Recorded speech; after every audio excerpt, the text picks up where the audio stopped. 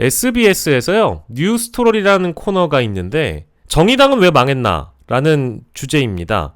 그래서 굉장히 밀도 있게 한 30분 정도의 영상 클립인데 SBS의 뉴스토리를 검색하시면 정의당은 이래서 망했다 라는 그런 주제를 좀 다루고 있어요. 그래서 이 주제를 보시면 정의당 스스로 이제 자성하는, 정의당 스스로도 진단하는 그런 내용들이 나와 있거든요. 그래서 요거는 이제 총선 국면에서 다시 한번 기회를 달라고 호소하는 정의당의 모습을 보고 계시고요. 윤석열 정부 심판 너머에 우리 삶을 좀 내다보는, 결과적으로는 옳은 개소리에 불과했다. 이제 목소리는 그 잘못되지 않았다고 진단을 하는 것 같더라고요. 우리는 이래서 망했다라는 주제를 갖고 있습니다. 그래서 심상정 의원은 정계 은퇴를 선언하고 녹색정의당이 참패를 했다면서 책임을 통감한 상황에서 정계를 떠나게 되죠. 진보정당의 가치는 무엇일까? 의미는 무엇일까? 이제 이런 것들을 다루는 프로그램인데, 장혜영 의원의 설명을 이제 구구절절하게 들어보면, 저는 뭐 동의할 수는 없습니다만, 구조적인 문제가 있고, 연동형 비례제가 변질되고 있고, 이것도 결론적으로는 민주당을 탓하는 그런 내용이기도 하고요. 민주당의 종속 정당이 아닌데 정의당에 대해서, 정의당을 바라보는 시각 자체가 일단 잘못됐다라는 지적처럼 좀 보여요. 그러니까 옳은 개소리를 했는데 선택받지 못한 자의 변명, 이제 이렇게 저는 읽히는데요. 요 내용은 한 번쯤 여러분들이 보셨으면 좋겠어서 일단 가져왔고요. 정당이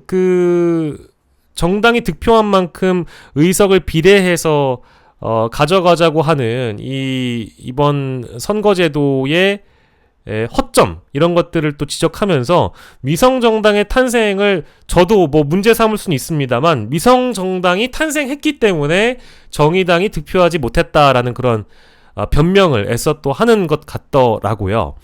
하지만 정의당은 제가 기억하기로는 이따가 이제 김준우 비대위원장의 해석도 나오겠지만, 제도를 넘어서서 정의당이 갖고 있는 새로운 의제나 어젠다를 발굴해서 국민들에게 던져주는 것이 대한정당의 일이기도 하고 진보정당의 그간 행보였습니다. 그래서 민노당, 그리고 통합진보당, 이미 해산이 됐지만 진보당, 정의당, 우리가 알고 있는 민노당, 이런 사람들이 실제 어떻게 조직을 꾸려왔고 어떻게 대한정당이기를 주창했는지를 알 수 있는 대목이잖아요. 근데 이제 시작부터 뭔가 그 제도 탓을 하는 거는 저는 그리 좀 유리한 방송은 아니라고 보고요. 여기 나옵니다만 제도를 넘어설 수 있는 어떤 새로운 의제나 정책, 이런 부분들을 제시하는 것은 진보정당의 몫인데, 그 자체를 하지 못했던 정의당의 한계를 먼저 인정하는 것이 중요하겠죠. 그래서 김준우 비대위원장도 이 인터뷰에서 뭐라고 얘기를 하냐면, 2016년에 더 파워풀했던 안철수 대표님의 국민의당이 있었을 때도 정의당은 버텨냈고 6석을 얻었다. 그러니까요. 이런 사례가 있는데도 불구하고 제도 탓을 하면 저는 일단 안 된다고 보고요. 그리고 윤석열 정권의 탄생 책임 논란에서 정의당은 과연 제대로 대처했는가에 대한 부분, 요 문제가 굉장히 크다고 이번에 새로 정의당 대표가 된 권영국 대표도 진단을 하고 있습니다. 그래서 굉장히 유명한 짤입니다만, 그 당시에 윤석열 후보가 대통령이 되면 왜 안 된다고 생각을 하냐라는 심상정 후보의 발언이 민주당 지지자분들에겐 굉장히 부글부글한 포인트였죠. 더불어서 이재명 후보가 대통령이 되는 건 그럼 괜찮은 거예요? 라고 또 되묻게 됩니다. 이제 요 짤이 굉장히 유명한 짤이긴 하죠. 근데 제가 심의원이 지금 화면에 떠있기 때문에 얘기를 합니다만, 제가 이번 주 수요일 라이브에서 다뤘던 굿모닝 충청과 장인수 기자의 단독 보도를 보시면 심상정 전 의원은 지금 사실 수사를 받아야 되는 그런 입장이에요. 수사를 받을지도 모릅니다. 불법 정치 자금 수수 의혹의 대상자이죠.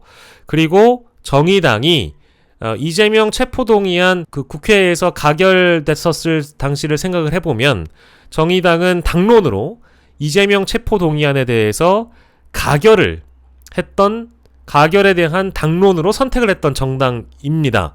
그렇다면 국회의원 특권 내려놓기의 일환으로 이 체포동의안에 대한 관점을 선택한 것인지 묻고 싶고, 두 번째로는 검찰의 행태는 그렇다면 정의당은 동의하는 것인지에 대해서 두 번째로 질문을 해봐야 되겠죠.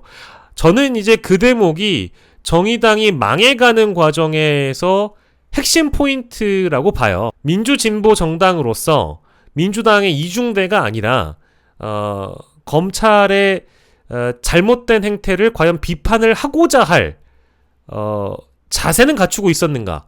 일단 그게 첫 번째겠죠. 제가 그 이재명 체포동의안 사태 때의 인터뷰들을 보면, 물론 정의당은 검찰의 그 이재명 수사에 대해서는 100% 동의한 것은 아니었지만 체포동의안만큼은 이재명이 받아야 된다라는 그런 입장이었더군요. 근데 다만 그것이 굉장히 민주진보 세력의 균열을 가져온 것도 사실이었기 때문에 그 행보 한 걸음 한 걸음이 총선에서 심판을 받았다라는 점을 본인들도 자각을 하고 있는 것 같습니다. 예, 자각을 하고 있는 것 같고요. 이재명 후보가 떨어진 것은 정의당의 책임이고, 윤석열 후보가 당선된 것은 또 정의당의 책임이고, 책임을 뒤집어 씌우는 것이다. 물론 저는 이렇게 해석하는 거에도 일부 동의는 해요. 덧입히고 있다는 거에 대해서 억울하다고 봅니다. 억울할 거라고 봐요. 물론 이재명 후보가 당선되지 못했던 것은 민주당 스스로 1%를 더 얻었다면 대통령이 될 수 있었겠죠. 근데 그 원인을 심상정에게서만 찾는 것은 잘못됐다고 봐요. 다만 심상정이 원인인 것도 맞기 때문에 거기에서 심상정이 나오지 않았다면 이재명이 되는 거 아니냐라는 그런 민주진보 진영의 분노가 있었다라는 점도 인정은 해야 되는데, 왜 우리에게만 책임을 뒤집어 씌우느냐라는 억울함을 이제 와서 호소한다고 해서 그것에 100% 동의하는 사람은 또 없을 것이다. 어떤 말씀인지는 아시겠죠? 그래서 저는 억울할 수는 있는데 이제 와서 이 얘기를 해버리면 정의당이 되살아나는 것은 아니다. 그러니까 이제 이 여영국 대표의 입장은 그런 것 같아요. 즉 민주당에서 함께 단일화를 하자. 단 한 번도 후보든 당이든 대통령 선거를 함께 치러서 미래를 함께 도모해 보자라는 제안이 없었다. 그러니까 제안을 했으면 심상정 후보의 단일화 논의가 있을 수 있다. 이제 이런 얘기를 뒤늦게 하시는 것 같아요. 네. 그리고 여기 이 방송에서는 페미니즘도 다루는데요. 저는 전 페미니즘은 동의는 하는데, 대한민국의 왜곡된 페미니즘이 정의당을 망쳤다고 생각을 하거든요. 이거는 많은 분들이 동의를 하실 텐데요. 페미니즘 논쟁이 이미지화돼서 왜곡된 형태로 가버렸다라는 표현이, 저는 이게 좀 잘못 짚고 있지 않나 싶어요. 그러니까 페미니즘 논쟁이 이미지화돼서 사람들이 정의당을 왜곡된 시각으로 봤다라는 게 아니라, 실제 정의당 내부에 왜곡된 페미니즘이 있었기 때문에 정의당이 망한 겁니다. 그거를 이런 식으로 포장하거나 미화시키면 안 된다고 봐요. 그러니까 정의당은 잘하고 있고 페미니즘 논쟁은 바람직한 것인데, 정의당이 왜곡된 페미니즘을 선도해서 정의당이 망한 거다 라고 저는 보는데, 페미니즘 논쟁이 왜곡된 형태를 가버려서 사람들이 정의당을 오해한 거다 라고 저는 보지 않아요. 요거는 어느 정도 좀 이해를 해주셨으면 좋겠습니다. 그래서 지금 장혜영 의원이나 다른 분들이 진보정당인 정의당이 페미니즘을 버렸어야 합니까? 라고 얘기하시는데, 아니, 버리란 얘기가 아니고요. 정의당이 내세웠던 정의당의 핵심 인사들 중에 마치 한국의 페미니즘을 대변하는 것처럼 행동했던 분들이 왜곡된 페미니즘을 대변하고 있었다라는 거죠. 저는 그렇게 생각해요. 저는 장혜영 의원이나 류호정 의원이 내세웠던 페미니즘은 왜곡된 페미니즘이었다고요. 잘못된 페미니즘이었다고요. 페미니즘을 다시 규정하고 생각해 보시길 바랍니다. 정작 자신들의 정치 생명을 유지하고 하나의 기득권을 유지하기 위해서 왜곡된 페미니즘을 대변하면서 정의당을 망가뜨린 건 아닌지 성찰과 반성이 먼저여야 됩니다. 근데 이 인터뷰에서 너무 당당하게 자신들이 그동안 해왔던 어떤 대변이, 페미니즘의 대변이 마치 잘한 것처럼, 어느 누구도 정의당이 페미니즘을 버리라고 얘기한 적 없습니다. 그런데 자신들이 했던 활동이 다 정당하다고 얘기해버리면 아직까지 왜 정의당이 망한 건지 모르는 거예요. 그건 장혜영 의원과 류호정 의원이 다시 한번 복기를 해보셔야 됩니다. 이건 저만의 지적이 아니고요. 이 영상 클립에 달려있는 댓글을 보시면 돼요. 뉴스토리라는 영상 클립에 달려있는 댓글을 보면 다 저랑 의견이 비슷해요. 정의당이 망한 이유? 누구누구 때문이다 라고 적혀 있습니다. 어떤 것 때문이다 라고 적혀 있습니다. 그러니까 제가 더 강조할 필요는 없어요. 이 시국에 정의당까지 생각할 시간이 없다. 동의합니다. 맞습니다. 그래서 이제 분들이 얘기하고 있는 것들을 쭉 이제 보면 리더십에 대한 문제, 왜곡된 페미니즘에 대한 문제, 뭐 이런 것들에 대한 내용을 삼고 있는데, 다만 저는 마지막에 요 대목은 꼭 소개를 해드리고 싶어요. 그래도 힘들고 어려울 때 이태원 참사나 사회적 약자를 위해서 목소리를 냈던 정당이 누가 있었느냐라고 묻는다면 소수 정당들이 그런 역할들을 우리 정당사에 많이 해왔었고요. 과거에는 진보정당이나 민주노동당이나 이런 분들이 많이 했던 것도 사실입니다. 네, 사실이거든요. 그래서 이태원 참사 유가족 대표이신 분이 정의당을 또 평가하길 그래도 자주 찾아와 주셔서 같이 한번 투쟁했던 분들이 있지 않느냐. 힘들고 어려울 때 자신들을 찾아왔던 정의당에 대해서 고마운 마음을 피력하기도 합니다. 힘들고 어려울 때 그래도 정치인들이 곁에 함께 있어 주는구나. 그 대목은 고마웠다. 그리고 마지막으로 이분이 하신 말씀이 정답인데요. 권영길 전 민주노동당 대표께서 진보정당으로서의 정체성을 명확하게 확립을 해야 된다. 토대가 뭐냐? 그동안 민노당이 사랑받았던 이유는 무엇이었느냐?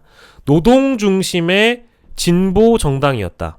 거기에 따른 정책을 실사구시적으로 내고 민생 정치를 내걸어서 삶의 현장에서 일상적으로 활동을 했었어야 됐다.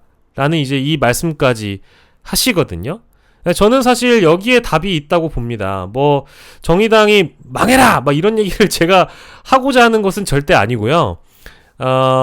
노동 중심의 진보 정당에서 정의당은 어느 순간 왜곡된 페미니즘 중심의 정당이 된 것은 아닌가. 그러면서 비례의원의 후보를 정하는 과정에서 당내의 중심이 노동 중심의 인사들보다는 어느 한 특정 세력을 대변하는 왜곡된 페미니즘을 대변했던 사람들의 순위를 억지로 끌어올려서 그분들을 의원 신분으로 만들면서 이 정당은 역사가 무너진 것은 아닌가. 요건 저의 해석입니다. 저는 죄송한 얘기지만 나 의정활동 잘했다. 나 그래도 페미니즘을 대변했다라고 외쳤던 모모 인사들이 전 정의당 망쳤다고 봐요.